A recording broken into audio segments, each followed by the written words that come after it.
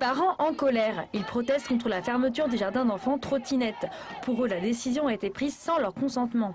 Plus tôt dans l'après-midi, ils s'étaient donné rendez-vous devant l'école Henri Vallon. Elle accueille 20 enfants de 3 à 6 ans depuis l'année dernière. Sandrine est la maman de Lou, 4 ans. Elle devait intégrer trottinette à la rentrée prochaine. Il n'y a pas d'autre solution. S'il n'y a pas de trottinette, il n'y a pas d'autres dispositifs pour les accueillir à la rentrée. Et donc, nous, on va être 20 parents sans solution. La structure a été ouverte en 2003 par le Centre d'accueil médico-social précoce. Le CAMS, gestionnaire de la structure, se range du côté des parents. Pour lui, l'inspecteur d'académie ne fait aucune proposition concrète. Sur le dispositif trottinette, c'était quand même une enseignante spécialisée, une éducatrice de jeunes enfants, une psychologue du CAMS et une psychomotricienne qui intervenaient.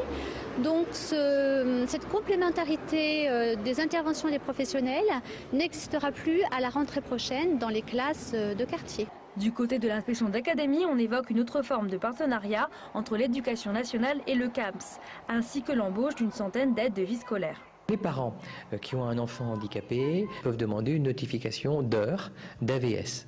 À ce moment-là, c'est la CDA qui dira il faut une AVS à plein temps, à mi-temps ou pour quelques heures. La remise en cause du dispositif trottinette n'est pas une remise en cause du partenariat.